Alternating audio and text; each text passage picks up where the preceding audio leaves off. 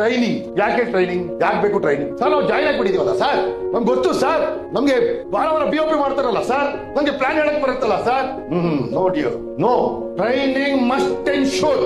ನಾನು ಪ್ರಿನ್ಸಿಪಲ್, ನಮ್ಮ Vidyabharati education social welfare trust ಗೆ ನಾನು ಪ್ರಿನ್ಸಿಪಲ್. ನನ್ನ ಮಗು, ನಾನು ಪ್ರಿನ್ಸಿಪಲ್, ನೀನು ಸ್ಕೂಲ್ಗೆ ಹೋಗ್ಬೇಡ ಕಣೋ, ನಾನು ನಿನಗೆ ಮನೇಲಿ ಹೇಳ್ಕೊಡ್ತೀನಿ ಅಂದ್ರೆ ಆಗತ್ತಾ? ಪ್ರಿನ್ಸಿಪಲ್ ಮಗ ಇರ್ಲಿ, ಪ್ರೊಫೆಸರ್ ಮಗ ಇರ್ಲಿ, ಸ್ಕೂಲಿಗೆ ಹೋಗ್ಲೇಬೇಕು, ಟ್ರೈನಿಂಗ್ ತಗೊಳ್ಳೇಬೇಕು.